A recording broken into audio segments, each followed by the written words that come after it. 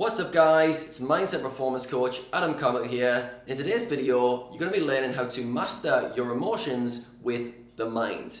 Alright, this is going to be part of a two-part series. In the second video, I'll be teaching you guys how to master your emotions with the body. But for today, we're going to go deep on the mind. Alright, and I've mapped out a frame for you guys to not only conceptualize this, but also to take away 3 actionable tools that will help you to master your emotions in your life. Alright, so going to take you on a bit of a ride today, so have your full attention. If you've got any other tabs, knock them off, and let's dive straight into today's video. Alright, so to understand emotions and how they affect you, there's 3 concepts, alright, or 3 kind of mechanisms that are very, very important that you need to be aware of. Alright, the first of those is how we feel. Alright, so emotions are almost like a label that we put on stuff. Alright, so we have a feeling internally, and then we give it a label, which is the emotion. Alright, so I feel angry, I feel frustrated, I feel annoyed, we give it an emotion. Alright, now this gets called affect. Alright, affect. In simple terms, that's just how you feel. Alright, we generally feel on a scale. Alright, good to bad. Okay, very good to very bad it could be. Okay, but generally it's a good to bad scale.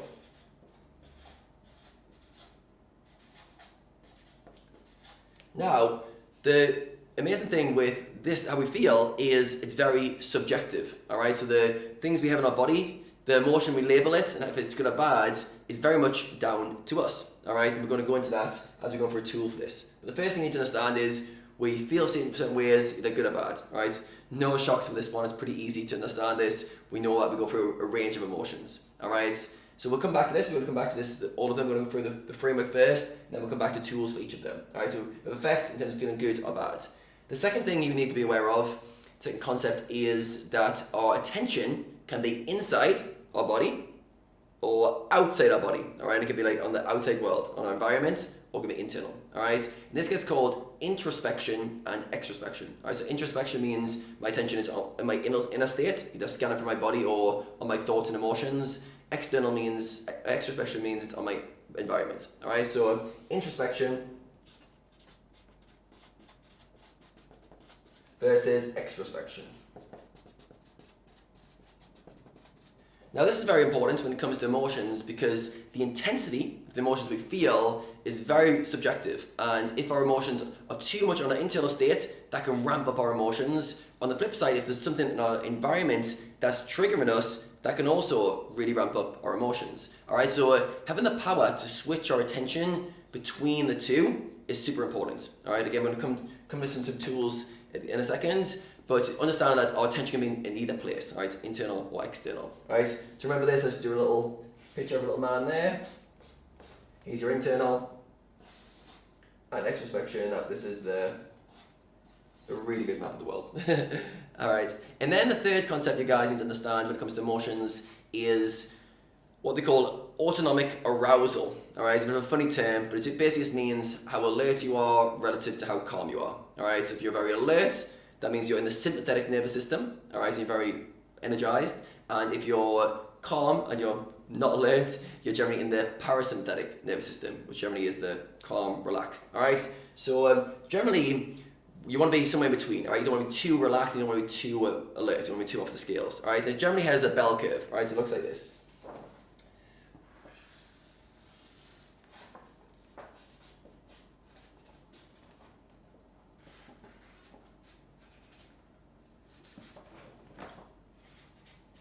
Alright, so on this axis we have performance, alright, and here we have calm and alert. And generally it's a bell curve. So if you're too calm, or you're bored, or you're in a low arousal state, that has a drop in performance. As you pick up your arousal or your alertness, you have a peak of performance around here. And if your alertness goes too far off, you end up a drop in performance. Alright, so this is like anger, rage, you're just too aroused, alright, too alert in this analogy. Alright, so we want to have a alertness that's high but not too high, alright, in terms of the autonomic arousal. Alright, so this is the framework, right? So we've got how you feel in terms of which gets called affect. I'm a label on this emotion I'm feeling, is good or bad.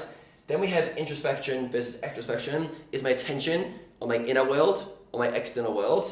And then we have, if I put autonomic arousal here.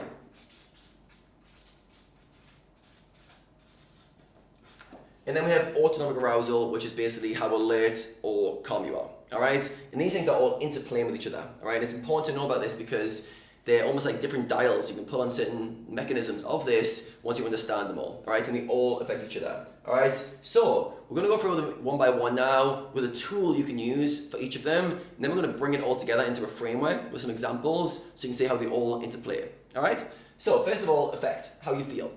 Now, most people don't take much control of this mechanism, and as a result, they just think life makes me feel good or life makes me feel bad. Situations impact their mood and their state over and over, all right? But we can fight back, all right? And once we realize our experience is very malleable and it's very subjective, we can start to question why I feel good sometimes and why I feel bad sometimes. And the times I feel bad, what is it about that situation that makes me feel bad? And what you find is, almost always, if not always, it comes down to the meaning you give events, all right? I was going to say the perception, which is the same thing. The perception/meaning that you give events, all right? So tool one is your perception, all right?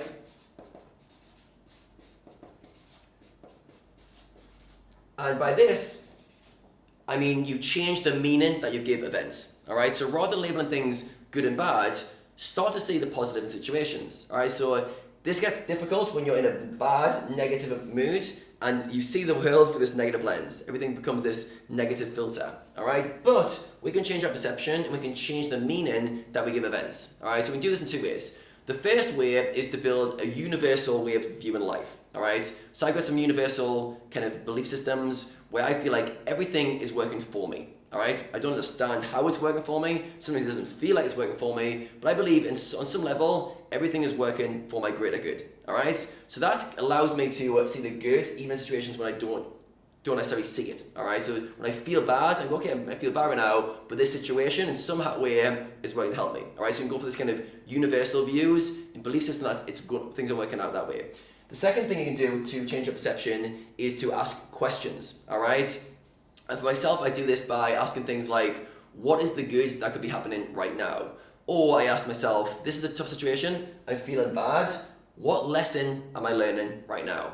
What is the valuable lesson that I'm learning from this experience? All right, so by changing the meaning of something completely bad, so it's a very negative labeling, and you're feeling bad, it's very hard to go, it's hard to go from feeling bad to feeling good. Like it's a big jump. It's a big jump to go from that. But when you're feeling bad, if you start to ask questions that can actually disarm the feeling bad and go, actually, wait a second, what are some good things I can take from this? What are some lessons I can learn?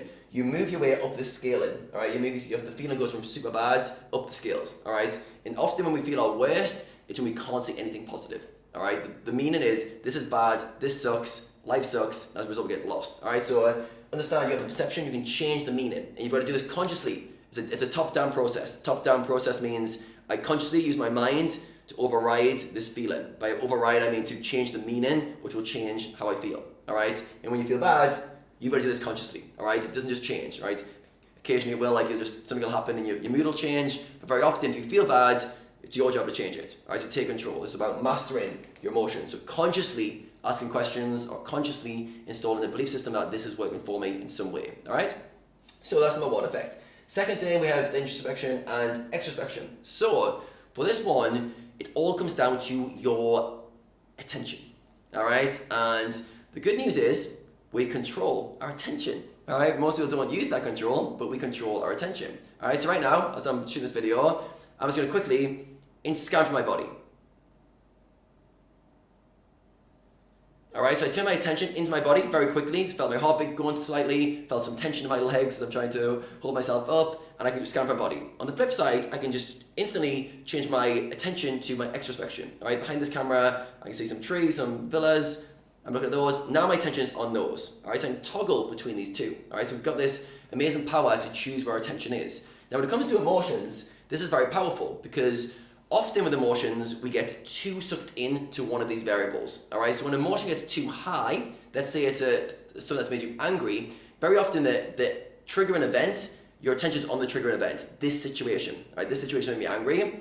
And often, if you change your attention from that event to your internal state, it lowers the intensity, all right? It's got this amazing effect when we go between the two states, it lowers the intensity, all right? There's some really good work by Jason Su, who's got the book Poker with Presence, I did an interview with Jason Sue on my YouTube channel. If you guys search it, you'll find it. And we talked about this concept, how we can toggle between introception and extroception, and basically we need to get good at doing that. So some of you guys will be too in your own feelings or in your body, all right? And you need to get good at focusing more on your external world. And some of you guys will be way too obsessed with what's going on externally, and you need to get good at checking in. All right, and the key is to get good at both of them. All right, so self-awareness is the intersection of both introspection plus extrospection. You've got to be good at both skills. So have a think about it for yourself right now. When you're having a bad emotion that you're struggling to deal with, are you generally in your body or are you in the external world? And next time you're in that mode, practice switching your attention to your internal world or your external world and going back and forth between them.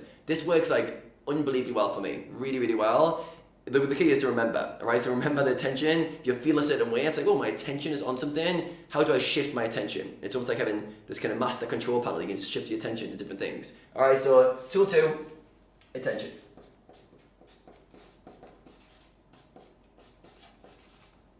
All right, and finally, tool number 3 is to deal with autonomic arousal. All right, so here we can say basically we want to be in this optimal state where we're alert, we're ready, but we're not too alert, not too ready. All right, so to think about this, often what happens is we get too aroused, all right? We get angry, we get annoyed, we get frustrated, and we end up like somewhere around here, all right?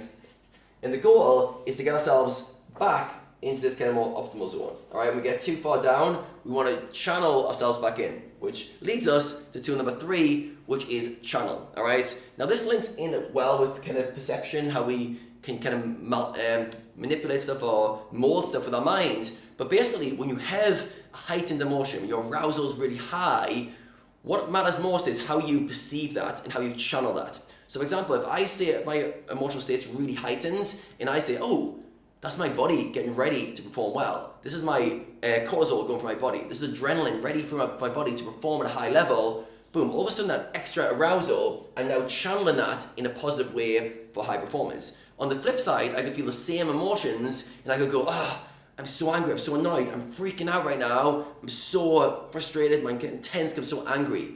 Now I might be having a similar response, but now, because I've labeled this differently, I'm channeling the wrong way. So I'm channeling in a negative way, all right? A great way to envision this is, say, public speaking. Most people hate public speaking, all right? Now, say I loved it. I don't actually love it, I'm not good at it, but let's say I loved it and I was very good at it, all right? Now, let's say I go to speak in front of a few hundred people. Now, in my body, my autonomic arousal would go very high, even if I was good at it. It would go really high, so I get this flush from my body. Now, because I'm channeling this the right way and I enjoy the process, I'm like, awesome. This is my body preparing me to give an amazing speech. This is me getting ready to perform at an elite level. This is my heart rate pounding up my chest, my palms are sweating. This is awesome. This is me ready to perform at a high level. All right, so imagine that example. So that's somebody who's channeling that arousal that's naturally happening into a high performance. On the flip side, imagine 99% of people, or most people who don't like public speaking, they have exactly the same feeling. Imagine exactly the same feeling flushes through their body, palms sweating, heart's beating, and they go, oh my God, I'm freaking out, I'm gonna have a panic attack. I'm gonna freak out. I can't remember anything, I'm gonna freak out. All right, imagine that now they've had the same response, but because they didn't take control of their non-arousal with their minds, they ended up channeling in the wrong way, or they channeled in a way that was not helping their performance. All right, so number 3, channel that state of arousal. All right, I'm gonna call it channeling. Channeling. All right, so let's bring it all together. How all these concepts all intertwine. All right, so. First of all, we've got how you feel, affect, all right? So it's a good or bad, and we can change this by perception. We can change the meaning that we give events, all right? So everything's subjective, and if we get good at asking questions and, basically looking for the good, we can see it. So we can move ourselves up this scaling. Then if emotions get too intense, we can change our perception, all right? And we can change our attention, between internal and external, and that lowers the intensity of the emotion very often, all right? You just go between them. There's no...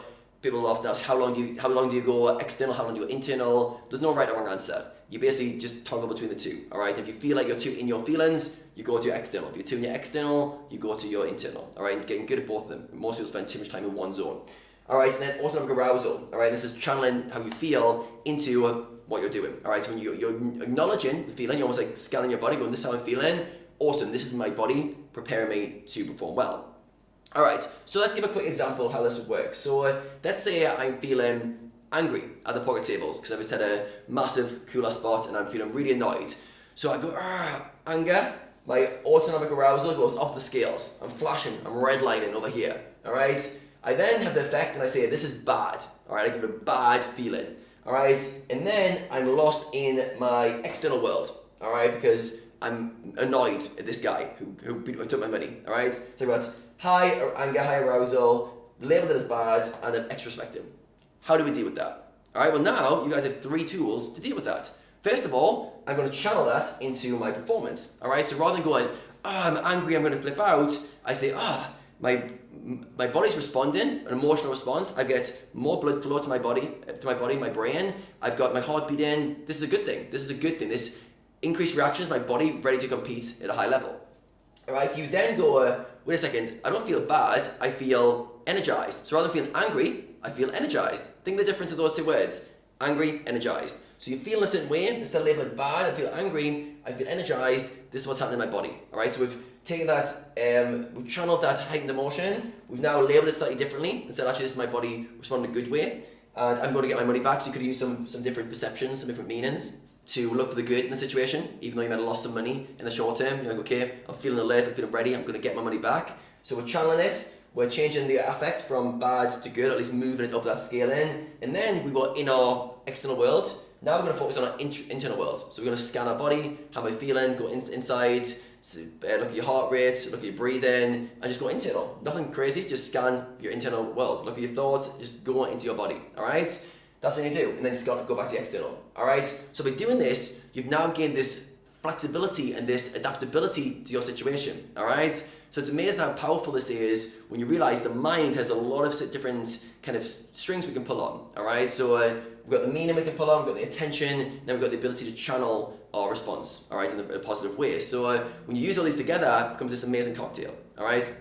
So I'll talk more about like the lower energy states and the lower arousal states when we talk about the body. So I'm going to be doing a part 2 of this, guys, so look out for the second video of this. I'll put a link above this video if it's out whilst you're watching this. But that's all about heightening your emotions and being able to basically use the body as a tool. Now the amazing thing is the mind and body are always interplaying, alright? There's like this bilateral relationship. And very often when people are trying to deal with emotions, they don't use either tool very well, alright? And I'm huge on like kind of holistic views, but how to basically strengthen the mind and body in order to deal with anything that comes your way, especially as a poker player. So I think for you guys, understand how the mind works is really powerful. The mind's got like the most tools in its arsenal, and the body's got another few tools, which I'm going to share with you next time.